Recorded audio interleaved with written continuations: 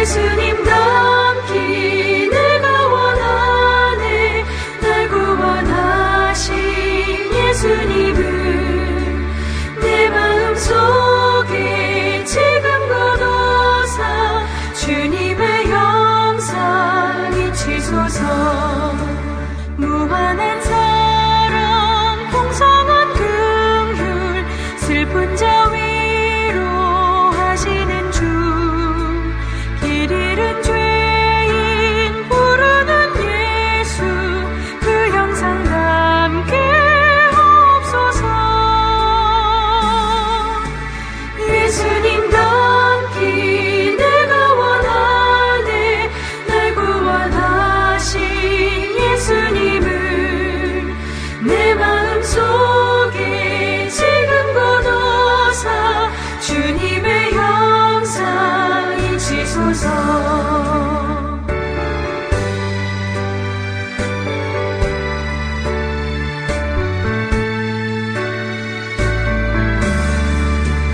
겸손한 예수 거룩한 주님 원수의 멸시 참으시사 우리를 위해 고난을 받은 구주를 닮게 하옵소서.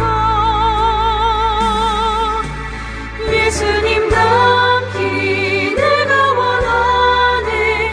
날 구원하신 예수님을 내 마음속에 지금 거둬사 주님의 형상 잊히소서.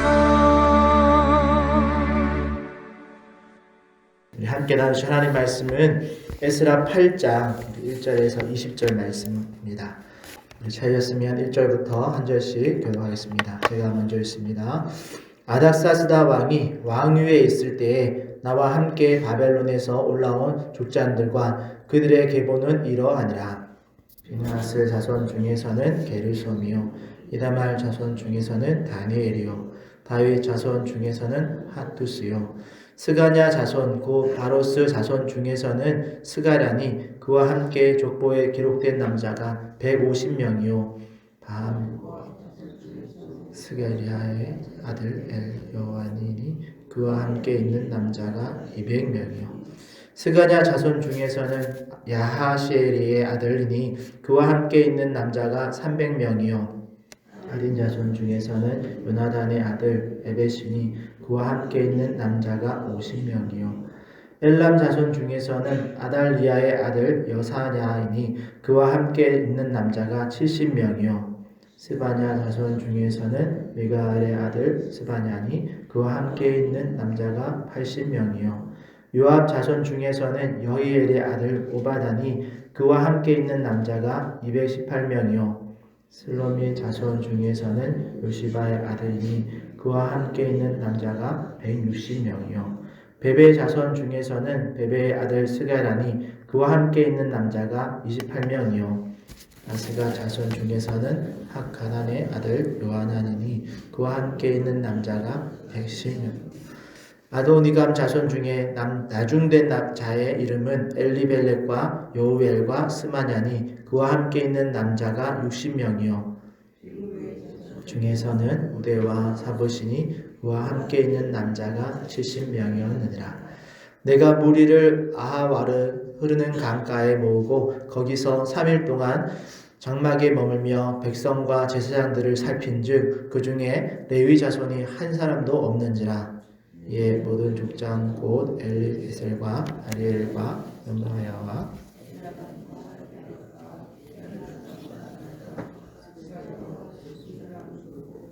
또 은철한 사람 요아렙과 엘라단을 불러 가시바 지방으로 보내어 그곳 족장 이또에게 나아가게 하고 이또와 그의 형제 곧 가시바 지방에 사는 느디님 사람에게 할 말을 일러주고 우리 하나님의 성전을 위하여 섬길 자를 데리고 오라 하였더니 우리 하나님의 선한 손에 도우심을 입고 그들이 이스라엘의 손자 레위의 아들 알리의 자손 중에서 한 명찰한 사람을 데려오고 또 세레바와 그의 아들들과 형제 18명과 하샤바와 무라리 자손 중 여사야와 그의 형제와 그의 아들들 20명을 데려오고 다윗과 방백들이 레위 사람들을 섬기라고 준 느디님 사람 중 성전 일꾼은 220명이었는데 그들은 모두 지명받은 이들이었더라. 아멘. 네, 이 시간에는 본문 말씀 가지고 느디님 사람들이라는 제목으로 은혜를 나누려고 합니다. 우리는 어제 에스라를 통해서 2차 포로 귀환을 하면서 받은 아닥사스다 왕의 조서를 살펴보았습니다. 그리고 오늘 함께 읽은 본문 우리 8장 1절에서 20절에서는 2차 포로 귀환자들의 명단과 또 레위인이 없어서 찾아 나서는 이야기를 기록해 놓았습니다. 그 중에서 1절에서 14절까지는 에스라와 2차 포로 귀환을 하면서 돌아온 백성들의 리더들, 남자들의 숫자를 기록해 놓았는데요. 총 언급된 인원을 다 합쳐보면 1496명입니다. 그런데 15절에 보니까 그들을 아와르 강가에 모으고 3일 동안 백성들과 제사장들을 살폈는데 그 중에 레위 자손이 한 사람도 없었다라고 기록해 놓았습니다. 이것이 에스라에게 아주 큰 문제가 되었죠. 그리고 에스라는 즉시로 16절에 11명의 족장들을 불러서 17절에 가시바 지방에 있는 느디님 사람들에게 가서 레위인을 비롯한 성전의 일꾼들을 데리고 오라라고 명령합니다. 그래서 오늘 이 시간에는 이 느디님 사람들이 어떤 사람들인지 그리고 레위인들과 이런 성전 봉사자들을 어떻게 대해야 하는지를 살펴보려고 합니다. 여러분, 느디님 사람들이란 우리가 앞선 내용에서도 잠깐씩 제사장, 레위인 이렇게 언급하면서 한 번씩 등장했던 사람들인데요. 우리가 대충 느낌상 제사장과 레위인처럼 성전에서 일하는 사람들이라는 것은 알 수 있습니다. 그런데 조금 더 구체적으로 이 인물들을 설명드리자면 이들은 우리가 잘 아는 여호수아서에서 여호수아 9장에 가면 가나안 정복 당시에 기브온 거민들이 자신들은 멀리에서 이 민족이 아니고 이곳 지방 사람들이 아니고 멀리에서 온 이방 민족들인데 이스라엘 하나님을 소식을 듣고 이스라엘과 화친을 맺기 원한다 라고 말하면서 거짓말로 이스라엘과 화친을 맺은 민족입니다. 물론은 실제적으로는 사실은 하나님께서 진멸하라고 명령하신 가나안 7족속 중에 한 민족이었는데요. 그래서 3일 만에 이들의 거짓말이 탄로가 나죠. 하지만 이미 여호와 하나님의 이름으로 이들과 화친을 맺었기 때문에 맹세를 했기 때문에 여호수아와 지도자들은 이들을 이렇게 내칠 수가 없었습니다. 그래서 선택한 방법이 무엇이었냐면 이들을 성전에서 나무 패며 물기 있는 자로 성전의 가장 허든된 일을 맡아서 레위인을 돕는 그런 직책을 맡긴 거죠. 그때부터 이들의 이름이 느디님 사람들이 되었습니다. 느디님이라고 불려지는 이 말의 뜻은 주어진 자들, 바쳐진 자들이라는 뜻입니다. 그러니까 그 이름 그 뜻처럼 이들은 성전에 바쳐진 자들로서 마치 제물이 죽임을 당해서 바쳐지는 것처럼 이들의 거짓말과 또 가나안 거민이라는 그런 죄목을 가졌지만 하나님께 바쳐짐으로써 심판을 면하는 그런 은혜를 입었었죠. 그리고 따지고 보면 심판을 면하는 정도가 아니었습니다. 왜냐하면 여호수아서 당시에는 이들은 거의 거짓말에 인한 어떤 형벌을 받는, 그래서 노예나 종처럼 그렇게 심부름을 받는 그런 신분으로 취급을 당했지만 이들이 성실히 자신들의 그런 주어진 삶, 어떻게 보면 그 민족적으로 그런 하나의 어떤 업무를 받은 그런 삶을 잘 감당함을 통해서 시간이 지나고 역사가 흘러서 이들은 이스라엘의 일부분이 됩니다. 그리고 오늘 말씀처럼 포로기 이후에는 레위인과 함께 성전 봉사에서 없어서는 안 되는 그런 사람들로 이제 인식되어집니다. 오늘 본문에서도 레위인이 없다라는 것을 파악한 에스라가 레위인을 찾으려고 명령했을 때 가장 먼저 달려간 곳이 어디였냐면 17절처럼 가시바 지방에 있는 느디님 사람들에게 이들을 보낸 거였죠. 그 이유는 바벨론 생활 당시에 70년 동안 바벨론에서 살아가는 당시에 거기는 성전이 없었습니다. 그곳에서 레위인들은 그냥 일반인에 불과했기 때문에 여러분 생각해 보십시오. 성전이 없는 그런 바사 왕국, 바벨론 왕국 시대에 제사장과 레위인이 할 일이 없었겠죠. 물론 우리가 앞서서 쭉 성경을 이어보면서 우리가 살펴보았지만 조상 대대로 70년 동안 조상들로 인해 조상들에게 아버지와 할아버지들에게 율법과 성전 제사의 방법들을 레위인들이 계속해서 배우고 70년이 지나기를 기다렸습니다. 하지만 여전히 그들에게 이 성전 사역은 거의 꿈과 같은 이야기, 그냥 말로만 듣고 말로만 듣던 그런 이야기였는데 그렇게 살면서 그들은 거의 일반인으로 흩어져 살았습니다.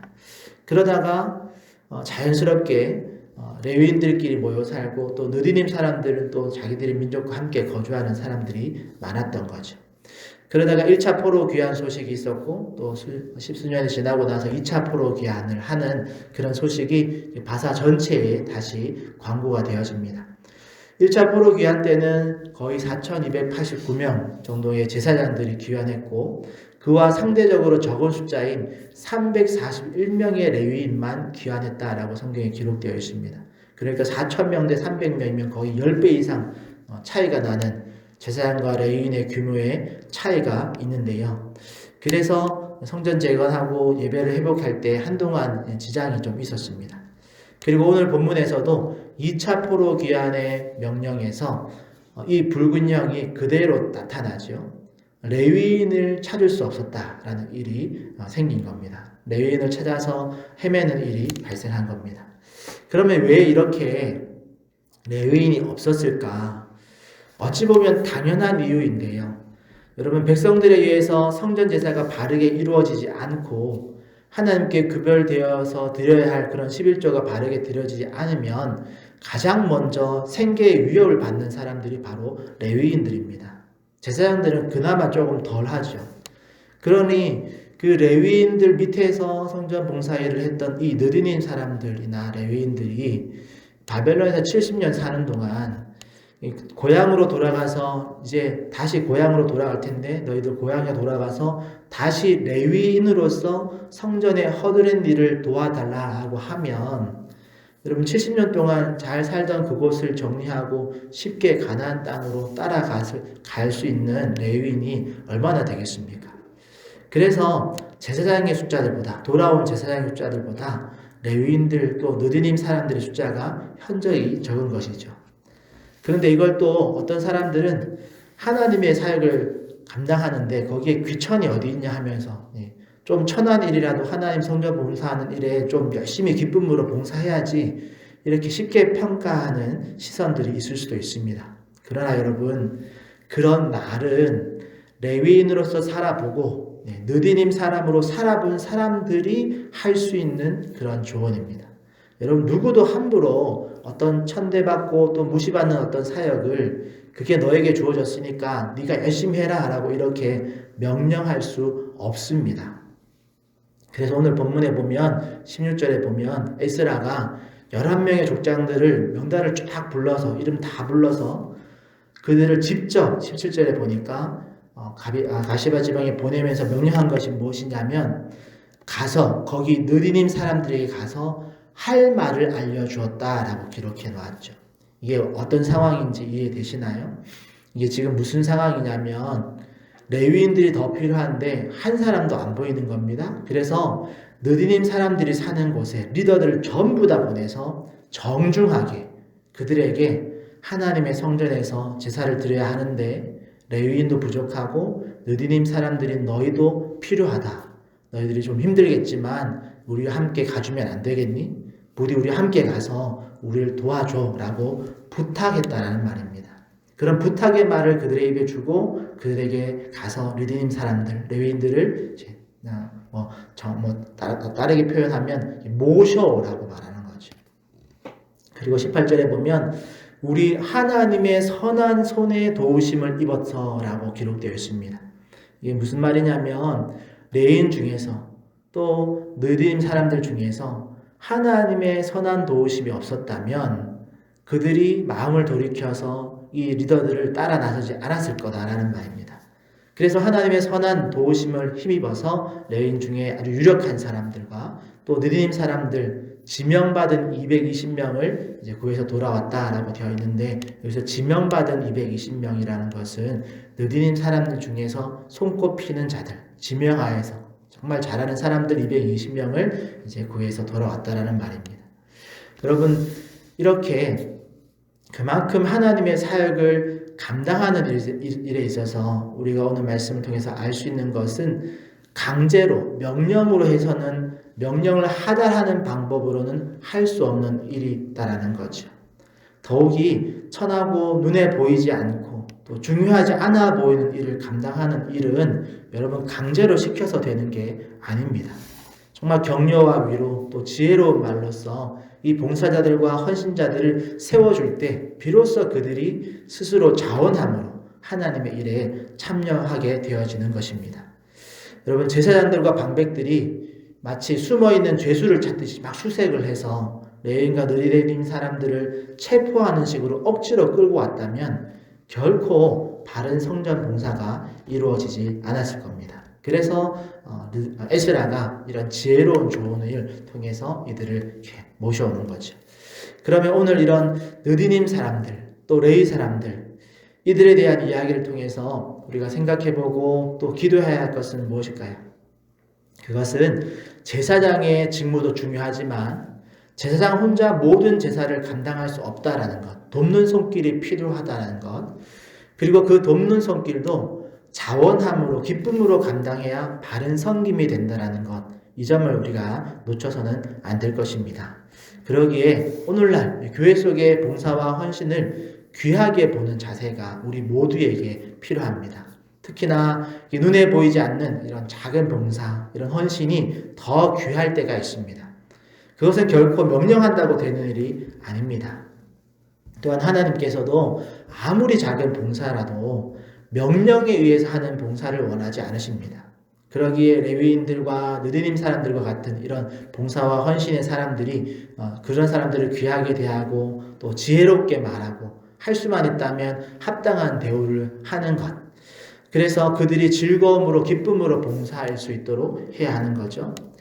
혹 우리 주변에 교회에서 이름도 빛도 없이 봉사와 헌신으로 몸된 교회를 섬기고 있는 분들이 계시다면 우리가 더 귀하게 여겨주시고 또 격려의 말과 합당한 대우를 하는 것 잊지 마시기를 바랍니다.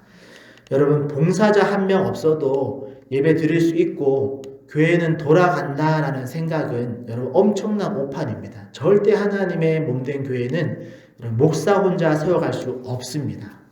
그리고 우리 아버지 하나님께서는 이 주님의 몸된 교회의 모든 지체를 귀하게 보시고 모든 지체가 건강하게 연합하여서 건강한 교회로 서기를 원하신다는 것 잊지 마시기를 바랍니다. 여러분, 보통 교회의 머리를 예수님이라고 표현하고 성도된 우리를 주님의 몸이라고 표현하죠. 그러면 여러분, 목사는 어디쯤 있는 지체일까요? 여러분, 목사는 절대 머리가 아닙니다. 네. 이게 약간 유머처럼 얘기하자면 목사의 위치, 전체 지체의 목사는 어디쯤의 지체일까? 아마 목사니까 목중 되어지지 않을까 이렇게 생각해 볼 수 있는데요.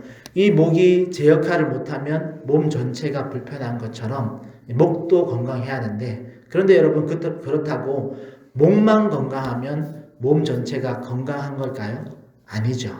머리부터 발끝까지 모든 지체가 건강해야 비로소 건강한 몸, 건강한 교회가 되는 줄 믿습니다.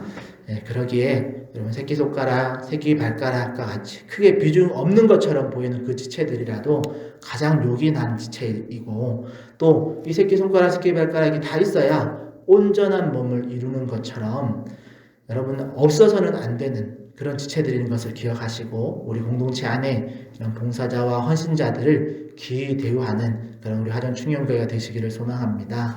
여러분, 그럴 때 세상과는 다른 기준의 삶을 살아가는 공동체가 되는 줄 믿습니다.